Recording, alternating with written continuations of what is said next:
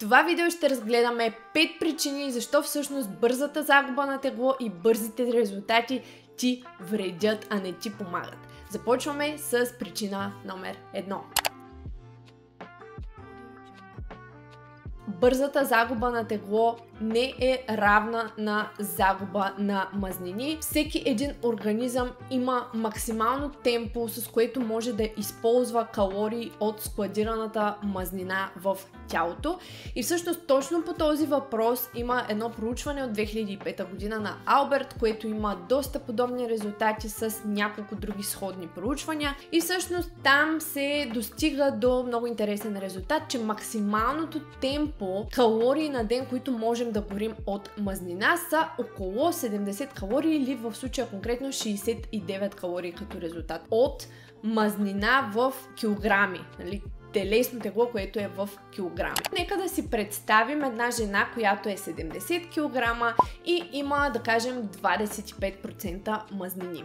За да получим колко мазнина в килограми тази жена носи в собственото си тегло, ще умножим 25% по 70 кг и ще получим 17,5 кг мазнина в тялото на тази жена. Казахме, че максималното темпо за килограм за ден, което можем да получаваме като енергия от мазнината, са 69 калории. Съответно, за да получим колко общо за един ден можем да изразходим в калории от мазнина, ще умножим 69, да, тук малко математика, ще умножим 69 по тези 17,5 кг мазнина и ще получим 1207,50 калории или нека да го закръглим на 1200 калории.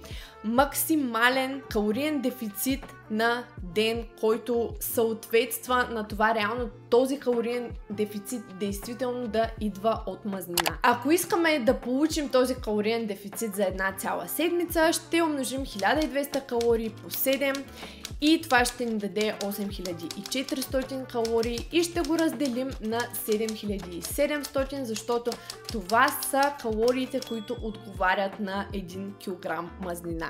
Така ние ще получим 1,09, което е килограмите на седмица, които можем да загубваме максимално от мазнина. Нека да го закръглим на 1 кг. В случая при тази 70 кг жена, която има 25% подкожни мазнини, тя е добре със сигурност да не преминава повече от 1 кг на седмица, ако не иска нейното тегло да бъде загубено от някакви други тъкани, от костна плътност, от мускулна маса, от гликоген. Максимумът за тази жена ще бъде 1 кг на седмица. Отвъд тази скорост, която споменахме, и тук сме малко по-теоретични, всъщност тялото започва да се обръща към аминокиселини и други субстрати за енергия или съответно към мускулната маса. Особено ако не тренираме силово или с допълнително съпротивление, то тогава тялото ни е още по-склонно да взима от мускулната ни маса, за да отслабва все повече и повече, когато се намира в дефицит. Особено важно е да уточним, че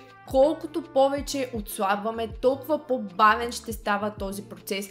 Колкото по-малко мазнини телесни имаме, в случая примера ни беше с 25%, но ако вземем един пример с 15% или 20% мазнини, ще видим, че това максимално темпо започва рязко да спада. И всъщност, колкото по-ниска ни е началната точка на количество мазнина в тялото, толкова по-малко ще можем да загубваме на седмична база. Така че първата и може би най-важна причина защо да не отслабваме бързо и да не гоним бърза загуба на килограми е именно тази, защото доста пъти това всъщност е загуба от вода, от гликоген в тялото, от друг тип съдържание на тялото, а не от мазнини. Има си максимална скорост, с която тялото може да загубва мазнини и дори теоретичната сметната в някакви идеални ситуации е прекалено бързо темпо за повечето хора. Отвъд него тялото започва да взема от мускулната ни маса, която е активна тъкан, която гори калории и всъщност дори в началото да губим бързо килограми, това доста бързо ще спре,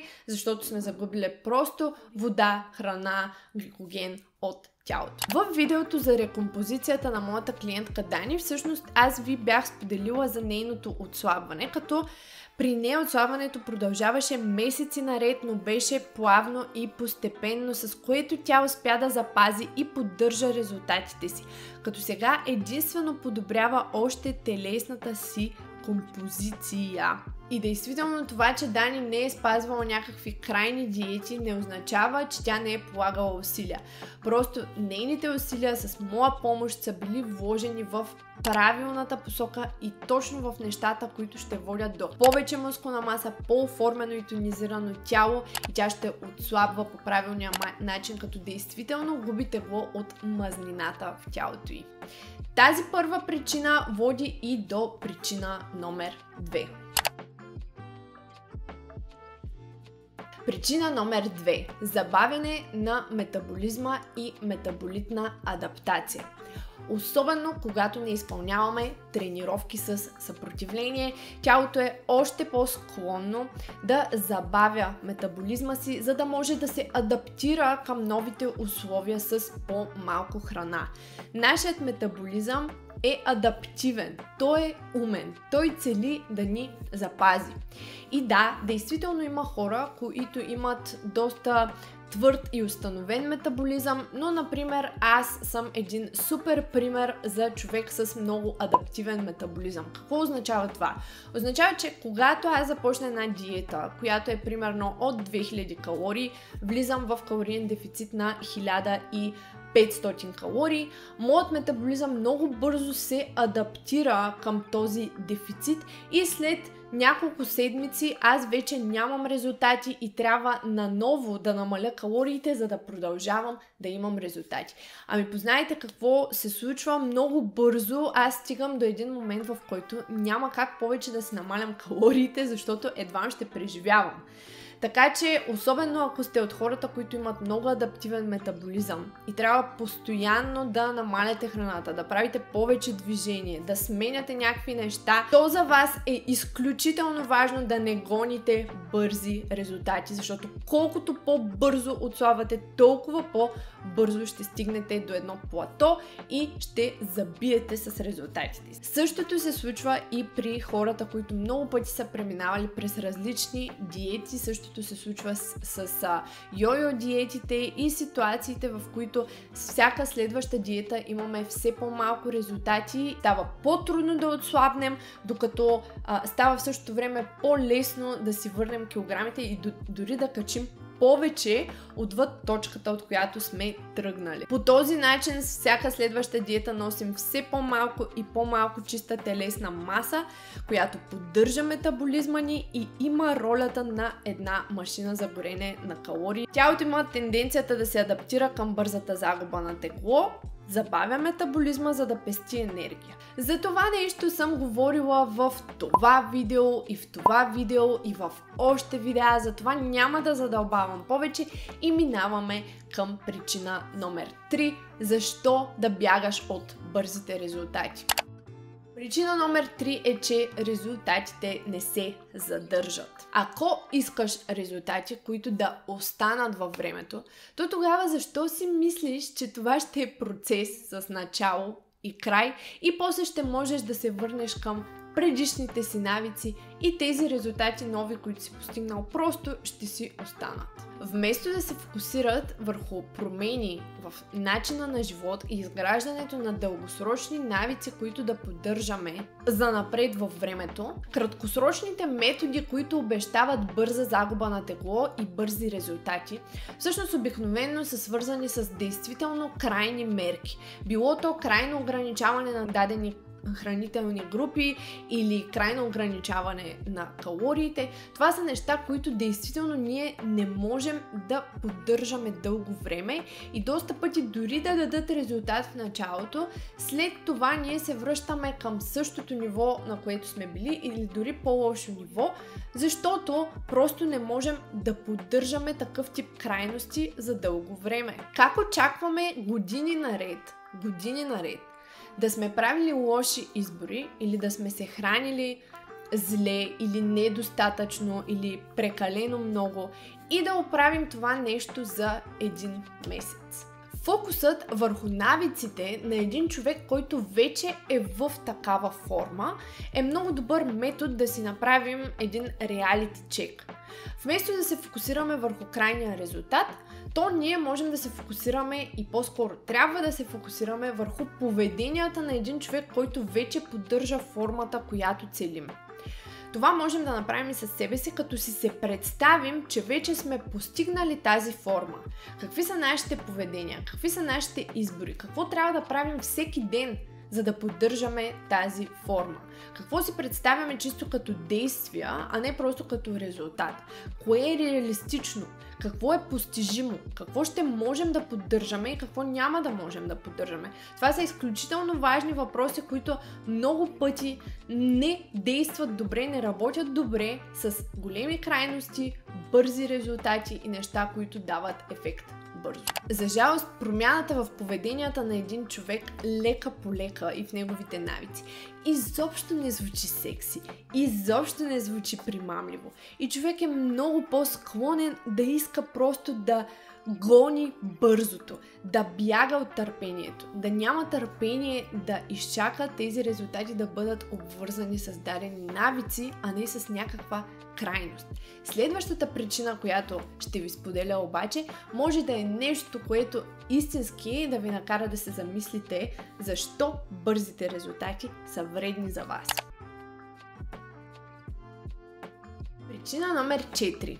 Бързите резултати могат да имат изключително тежък психологически отпечатък. Бързата загуба на тегло всъщност може да има и доста тежък психологически ефект, като това може да доведе до чувство за лишение или чувство за неудовлетвореност и провал, особено ако човек не може да поддържа резултатите, които е постигнал. Съответно, това чувство за лишение, това чувство за неудовлетвореност, това чувство за липса, това нещо се наслагва и много често води до разстроена връзка с храната, разстроени хранителни навици и чувство за желание за компенсация. Когато дълго време сме се лишавали доста пъти, след някакво време компенсираме с едно неистово желание за храна, за сладко, за бързи храни, за захар. Когато влизаме в крайности и гоним бързи резултати, тези лишения действително могат да доведат до влошена връзка с храната, обсесивност около храната, компулсивни преяждания в даден по-късен момент и генерално разстроени хранителни навици. Например, много често, когато изключим една цяла хранителна група, да кажем въглехидратите, защото това е най-често срещания случай, който наблюдавам и в моята практика. Това на по-късен етап води не само до физиологически неразположения, като умора, липса на цикъл, в даден момент една жена може да си загуби дори цикъл, ако не яде достатъчно въглехидрати, но и до психологически неразположения, като компулсивни преяждания и, както казах, разстроено хранене. Такъв беше случаят и при моята клиентка Джейли, с която за щастие успяхме да възстановим нейният менструален цикъл и чисто психически успяхме да се отървем до голяма степен от бинджовете и преяжданията всеки уикенд, които бяха резултат не просто от физиологическо ограничение на храна, на калории, на въглехидрати, а и от психически лишения, психологически лишения и нагласата, че тя постоянно трябва да се лишава от нещо или да е на някаква диета и да се храни по-малко, отколкото тялото й има нужда. С нея преминахме през един изключително тежък за нейната психика период, в който тя се бореше с самата нагласа, че това да покачи малко килограми е нормално и че е дори до някаква степен необходимо, за да може тялото й чисто физиологически да се възстанови и тази липса, която се е натрупвала, тази психологическа липса, също да бъде уравновесена и тези неща да приключат. За щастие успяхме да върнем менструалния цикъл и действително още в самото начало на нашата работа преяжданията ставаха все по-рядко и все по-рядко, докато накрая бяха напълно изчезнали. Минавайки през този неин страх да си позволи да яде, тя видя, че това само и помогна и я освободи от оковите на разстроеното хранене и лошия боди имидж. Говорихме си за психологията, но споменахме и физиологията. И следващата причина е изцяло обвързана с организма. Когато отслабваме бързо и гоним бързи резултати чрез крайни мерки, всъщност със сигурност това е обвързано с хранителни дефицити. Причина номер 5. Хранителни дефицити. За да видим това нагледно, ще видим на екрана един ап, който се казва Хронометър. И този ап всъщност е обвързан не само с проследяването на калориите, които идват от приетата за деня храна, а и от самите микроелементи, които се съдържат в храната. Сега ще погледна към лаптопа си, за да можем в Хронометър да логнем един примерен ден на диета от 1000 калории. Изкарала съм някакво примерно меню за диета на 1000 калории. Мисля, че беше от една БГ или Жена БГ, някакъв подобен сайт, в който свободно можем да намерим изключително много диети, което не смятам изобщо, че е редно, но това е цяла друга тема. Като нека първо да преминем през самата диета. За закуска можете да си приготвите препечена филия с сирене и една чаша портокалов сок. Друг вариант е чаша кисело мляко с 2 супени лъжици мюсли или 2 филийки сирене и един малък томат. Няма да коментирам диетата, да кажем, че просто сме взели един средностатистически човек, който е намерил тази диета и е решил, окей, трябва да ям 1000 калории, ще ям по този начин. Така, избираме си варианта с киселото мляко и мюсли. Логнали сме една чаша кисело мляко и 2 супени лъжици мюсли, след което за втора закуска избираме вариантът с един плод, банан или ябълка, нека да изберем банан. За обяд е препоръчителна зеленчукова супичка или оризът с яйце. Нямаме грамажи, нямаме нищо. Както и да е, тук имаме два линка, които действително водиха до някаква рецепта, но нямаше никакви грамажи, така че нека да изберем зеленчуковата супичка и избираме някакъв вид домашна супа в Хронометър. За следобедна закуска са препоръчителни варените зеленчуци с извара или варена зеленчукова салата, друг вариант е сандвичът с пуешко месо. Хайде, нека да си изберем един по-хранителен сандвич с пуешко месо, да кажем пълнозърнеста филия хляб, с 50 грама пуешко филе и авокадо. Малко по-фенси да сме и по-хранителни, защото тия зеленчукови супички няма да го бъде, защото до този момент вече сме огладняли стабилно, според мен. За вечеря можете да си приготвите омлет, уши с ябълка, друг вариант са салата с моркови или маргарита с батон. Доста тъжна диета от 1000 калории, няма да ви лъжа. Нека да изберем омлета. 3 яйца, една лъжица брашно, една лъжица мазнина е доста типична рецепта за омлет, така че избираме това нещо. Имаме 49 грама протеин, доста тъжно, 102 грама въглехидрати и 43 грама мазнини. Нито един от микронутриентите ни не е покрит. Или може би буквално се броят на 1, 2, 3 пръста. Това е ясен пример за хранителни дефицити на витамини, на минерали, на макронутриенти. И да, всяка диета е обвързана с някакъв вид ограничение на макронутриентите, обикновено въглехидратите или мазнините, но има един предел, който действително не трябва да се минава. 50 грама протеин за една жена, да кажем на 70 кг, е много малко. Това е много малко. Това е нещо, което не покрива и базовата нужда на тялото, а за мускулна маса изобщо няма да говоря. И сега ще си кажете, аз мога да пия добавки. Да, можем да пием добавки, тъй действително един мултивитамин, да кажем в този случай, може да ни е от полза. Но добавките не са храна. Те са допълнение към една добре подобрана диета, към един добре подбран начин на хранене, режим на хранене. И никога няма как да сме сигурни какво се съдържа всъщност в повечето от хранителните добавки. 80% от продуктите на пазара всъщност са неща, които не знаем изобщо дали ги усвояваме, не знаем изобщо дали съдържат това, което пише на опаковката, защото в индустрията с хранителни добавки няма проверки. Гладуването причинява дефицити, а бързите резултати обикновено се постигат чрез методи на някакъв вид гладуване. За да сумираме всичко до тук, нека да обобщим.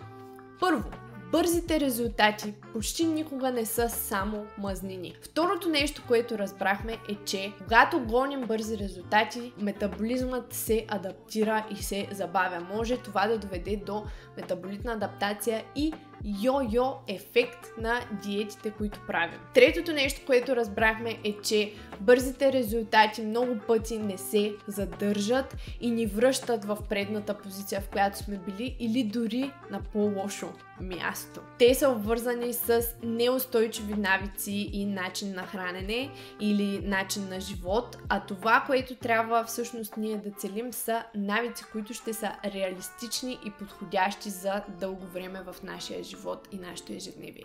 Четвъртото нещо, което разбрахме е, че крайностите, чрез които гоним бързи резултати, много често водят до влошена връзка с храната и силно желание за компенсация в по-късни етапи.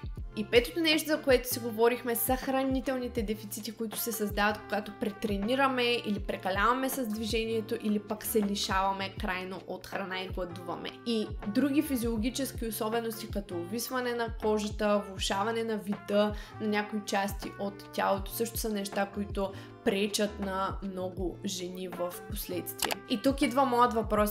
Все още ли искаш бързо отслабване? Все още ли искаш бързи резултати? Замисли се преди да си създаваш представата за това, че трябва да имаш резултати тук и сега.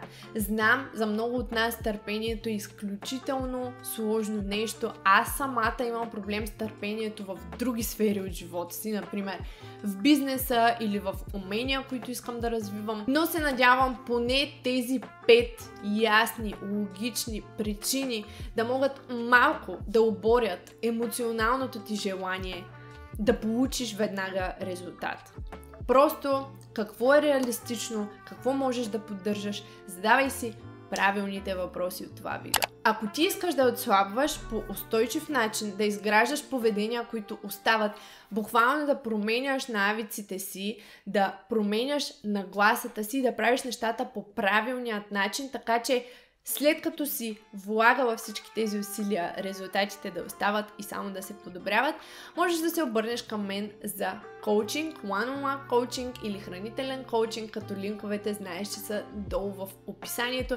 Ще бъда до теб, ще те държа за ръка, ще ти показвам пътя и ще ти давам готови работещи стратегии, а това, което се изисква от теб, е просто да прилагаш. Можеш да си запишеш час за безплатна консултация и да обсъдим какви са твоите трудности и дали можем да се справим с тях заедно. Това беше от мен и видеото днес. Ако ви е било полезно, ако ви е харесало, ако ви е било интересно и искате още такива видеа, ударете лайка, абонирайте се за този канал. Не забравяйте да цъкнете и камбанката за известия за нови видеа. И ви оставям с това видео ето тук и до скоро. Чао от мен!